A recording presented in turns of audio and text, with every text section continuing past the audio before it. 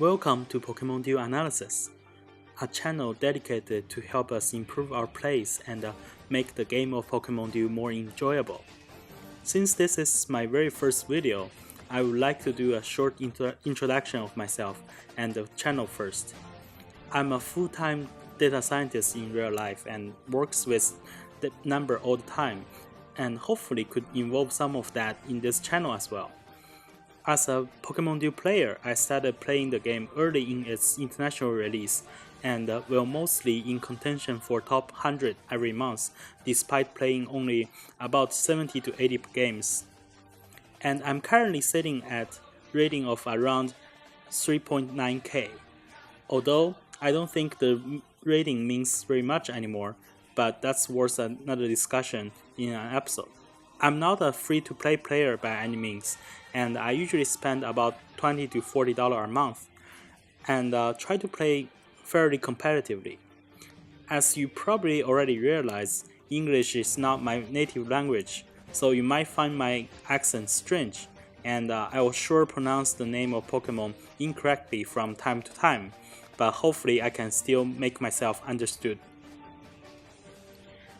Now about the channel.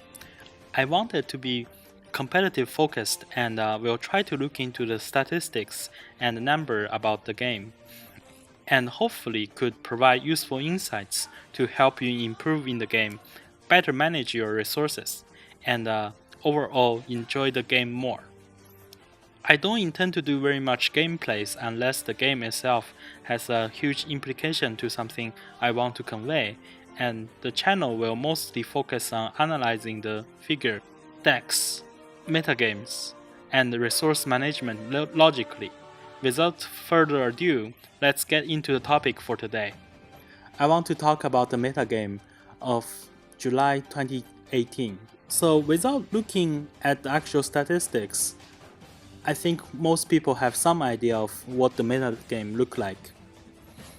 And what I did is 7 hours before the ranking reset, I took the top 100 decks on the leaderboard and has gathered some statistics.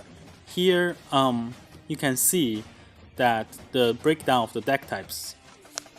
I feel like the deck type breakdown is quite surprising. If I don't have any statistic and try to guess the meta, I would think the meta is mostly Ultra Beast, Rush, Dragon, and Fire. But here we see something else. There are only 7 Ultra Beast decks and only 5 Fire decks. And we see that the Grass deck and Dragon type are at the top of the meta, which I think Dragon decks are not too surprising, while Grass deck is really surprising to me, because the Grass deck only had a week for them to come together, get the buff on the Laurentus, as well as get the Grass Sphere, which really helped to push the strategy. And we can see that they're doing quite well. And the Rush deck are still at the top of the meta, but I think probably the rise of Water deck will change that in the next month. I think the reason for Ultra Beast to decline so much from the meta are twofold. One is that the Grass and Dragon decks are really countering the UB decks very well. And the second reason is that I think people are starting to get tired of playing the UB decks since the Ultra Beast decks has been on top of the meta for almost 3 months. So people are more willing to try new decks. I also want to highlight 2 decks that are really interesting here on the list.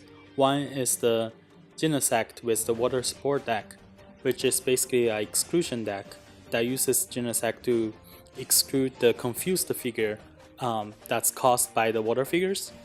And I think this deck will remain relevant, but probably because it's kind of difficult to play and the game turns to go pretty long, it might not raise in popularity, but I still think that's a very good deck, because I think a lot of the figures are still weak to confusion, Another deck I don't think that can survive very well is the Regi deck, which is basically focusing on getting out the Gigas with the Coco's Mathematic Wish.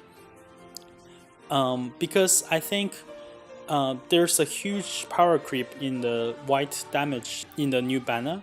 So Regigigas will become less of a threat. The damage on Regigigas will become less overpowering in the new banner. So I think maybe that deck won't be as good anymore going forward. And here we can also see the comparison between July's meta and the April's meta. And overall, the meta is very healthy as we see a lot more diversion in the meta types. While in April it was mostly Rush and UB. Now I think there are a lot of decks that are viable. It'll be fun to see how the meta evolves going forward. And I think currently it's probably going to be difficult to have a deck that's good against everything, and try to have some counter in your deck against other meta decks will be key to the success of the format. And now we can take a look at the figures. By the count, the top 3 figures are Tapu Koko, Zorak, and Laurentis, followed by Tapu Fini and Rayquaza. Here I color some of the figures that are key into the particular deck. Tapu Koko still clinching to the first place, but we can see that it has certainly declined from 3 months ago, where when it was in 80% of the deck. Now down to 38. One thing I do want to point out about Tapu Koko is that I think the Tapu Koko is currently overused. Although it's still really overpowered and it's really great figure, but I think we're slowly seeing some high quality runners introduced into the game, such as Seimin Skyform, as well as Return of the Mew to counter the high damaging meta. And Tapu Koko really doesn't have much synergy because all the other electric figures are out of the meta right now.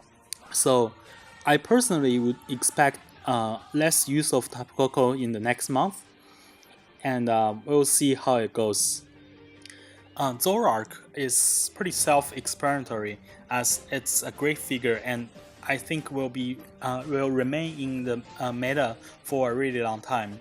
Especially, I think we're going towards high damage meta, and Zorak could be a key to counter those decks.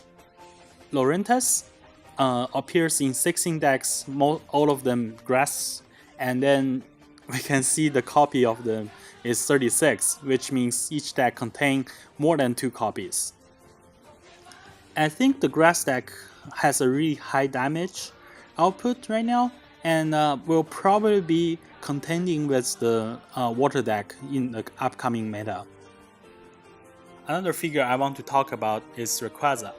Rayquaza was the focus of the July banner, and it certainly delivered as it pushed the Dragon deck into the top tier. The Mega Rayquaza, its extreme speed is really difficult to defeat because it's good against all colors of attack, and Zorak and Lucario was the only counter to it. So going forward, I think Zorak and Lucario still have its place, but we'll see how it goes against the new water meta. Overall, I think the current meta is very healthy, and with the introduce of the new banner and also the buff to a lot of the water figure, meta game will have a huge shakeup, as water will be very good against Rush, so might push Rush out of the meta a little bit. So I foresee the top meta decks to be Grass, Water, and Dragon going forward. And I will try to do some kind of analysis between head-to-head on those figures going forward sometime this month. And thank you for watching. And if you enjoy the content, please leave a like or subscribe to the channel. so you can know when the next video comes out. Thank you very much, and I will see you next time.